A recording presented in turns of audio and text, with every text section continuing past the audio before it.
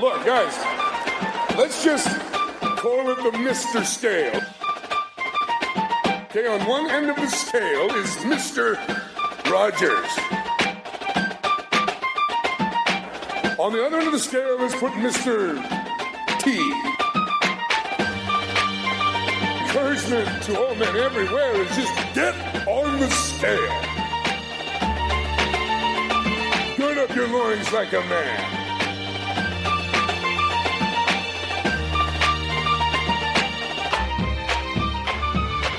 And now, from the ManUP vehicle, your hosts, the Gunny, the Doc, and the King of the Bassel people. All right, welcome to the ManUP Show. Hey, this is your host, the Gunny. I am here with the King of the Bassel people, my son-in-law, Alex. Oh. And then you've got the normal ManUP crew is here with us tonight. Smooth Move Ed is here. Hey. And Jakin is with us tonight. We got the whole crew back. The Beard of Knowledge, Doug. Word up. Yeah, and Khalib. He's down there on the end. Hello. So tonight we have an awesome show for you.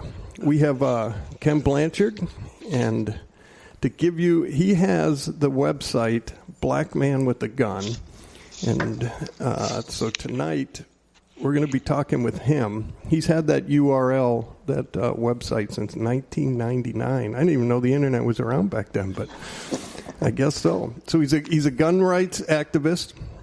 He's lobbied with the U.S. Congress for the rights of all gun owners. He's an ordained Baptist pastor. He's testified in the state legislatures of Virginia, Texas, South Carolina, Michigan, Maryland, and Wisconsin. Now, the best part of this man is he's a former U.S. Marine. But once a Marine, always a Marine, right, Ken? Hoorah! Yeah. Federal police officer, firearms trainer in the CIA, national security intel analyst, and like I said before, he's known internationally as the Black Man with the Gun. And he's had a podcast since 2007 that protects our gun rights. So, Ken, I'm going to turn it over to you. Thank you for being here tonight and talking with us. And is there anything I missed? What else can you tell us about yourself? I'm actually a real guy. All that stuff sounds like it comes out of a movie, and but it's really me. And it wasn't on purpose. It's just kind of after living, stuff just kind of happened that way. So I went from job to job, and my talents and the things that God blessed me with are just a little different. I'm a Centurion by birth, almost. I'm a protector, and I'm just a regular Joe, though. Yeah, amen.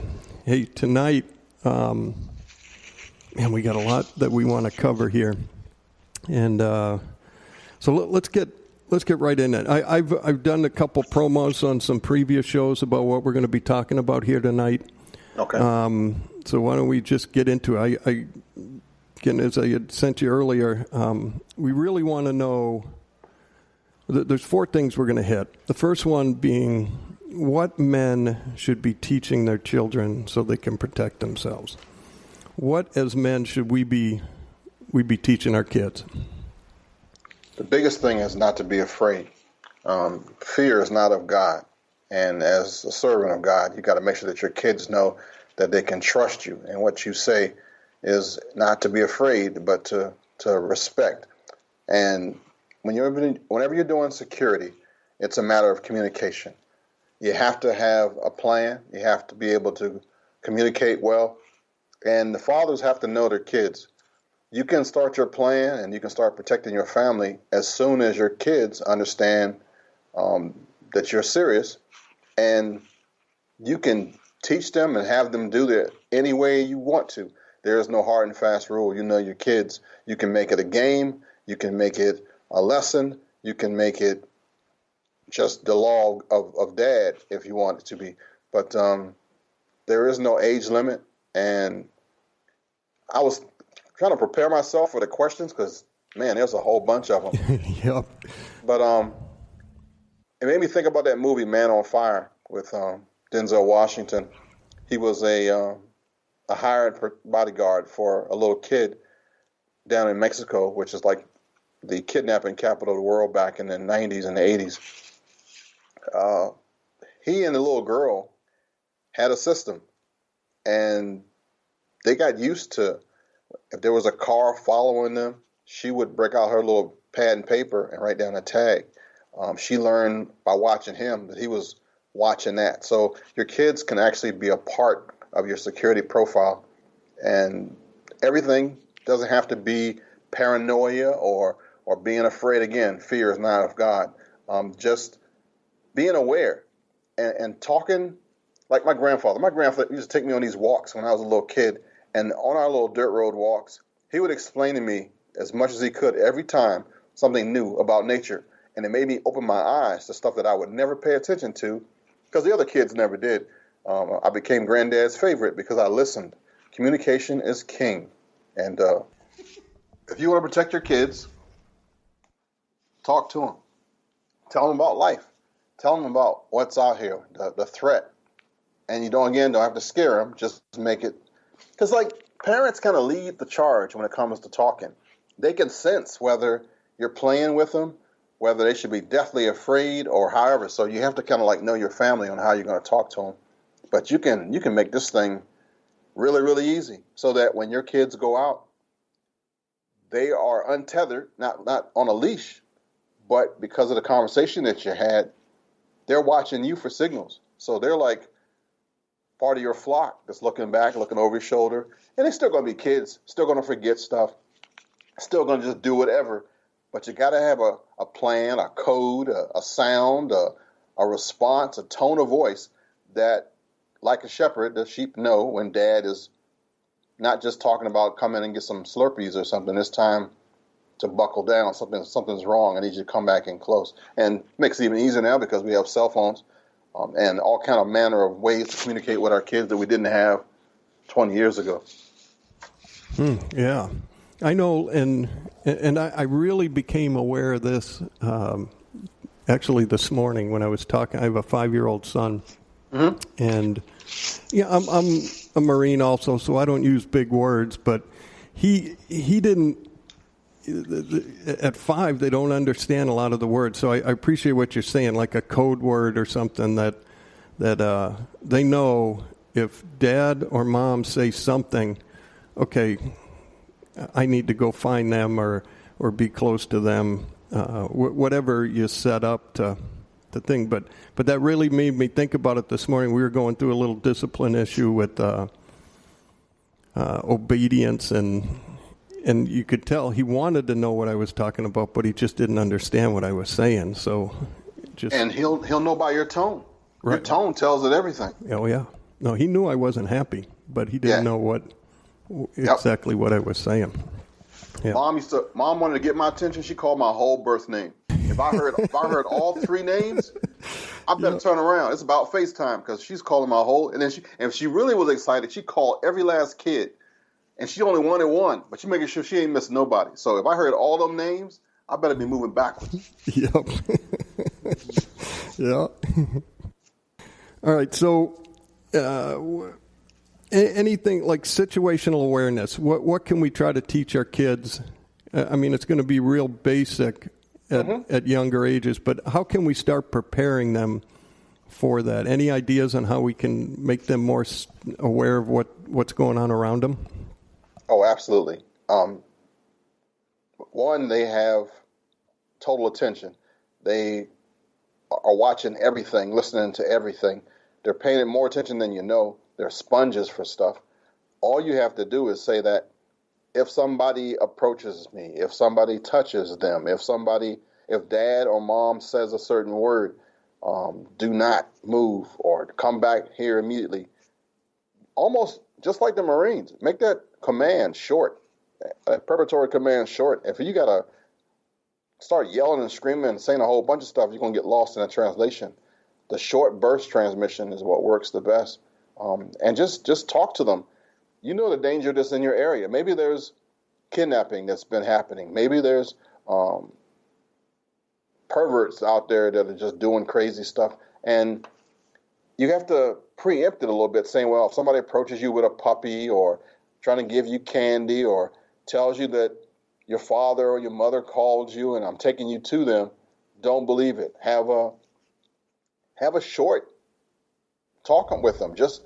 But you got to make it real. Make it real. Make it short, and you'll build on it.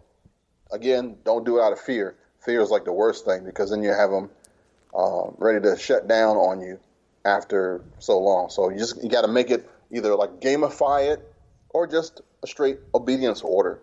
That this is the rule. If we're going to the mall, I don't want you 20 feet further than me. If I can't see you, I want you to stop. I mean, whatever your commands are, just make it real, make it actionable, and reinforce it. Yes, I can definitely relate to that. In my household, we have our code word, and we practice a lot. We practice all the time, and we make it fun sometimes, but also the kids know how serious it is, and we try to just reinforce that every time. And another thing also is that whenever we have our kids' friends over too, it's also our responsibility to also keep them safe. So we usually train our kids' friends to know our passwords, and that also helps them too. And it's actually funny, because sometimes, I think it was a couple of times at church, one of the other kid that has been over to our house heard us, say it, and she automatically started running to us, right away.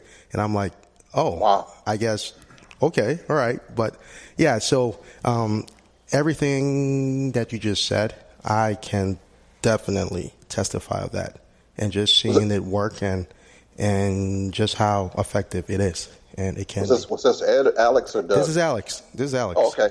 Thanks, Alex. Yep. All right, and let's move on to the next one. Now, this was extremely important living in Detroit, and where we are in East St. Paul isn't the best in neighborhoods either. But so how can men? How do we properly secure our homes? What can you tell us that has worked in the past? How do we secure where we're living? Okay. Have you seen a bullseye that you use for an archery range? Oh, yeah. Okay. So you usually have a circle, and there's a bullseye in the middle. Then there's maybe a white ring around that, then another red one, and it just keeps kind of going out a few steps. Yep. Make your house the bullseye, and then outside that ring would be the doors and the windows. The next ring might be the yard. The ring after that, the fence, if you have one. And then the ring out that might be the road. Make a plan or a property list like a bullseye, and make sure that you have things in security, the concentric rings of security here, that your fence is your first line of defense. You might have lights on your porch. You want to make sure that the bushes closest to your house can't hide anybody. Nobody can pop out and jump you. And you just keep going a little bit on each one of those rings, making sure that it's safe. And then once you get to the door, make sure that door has a good lock. And if you can't see out of it, maybe you want to put a peephole or a camera these days to secure on the outside. And just keep thinking of everything that you secure like a bullseye. If you were the bad guy, you have to reverse engineer it. How do you protect the center? And if it's a person, that's why we have Secret Service and bodyguards. It's the same principle, but the house is fixed. It's not going anywhere. So you want to make sure that that ring, the doors, and the windows are all secure.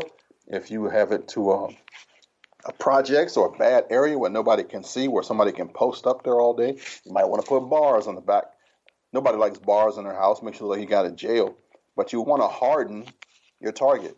And that's all you do in security. You harden your target, because anybody who is wealthy and purposed and planned can get anywhere. But if you make it hard, you take out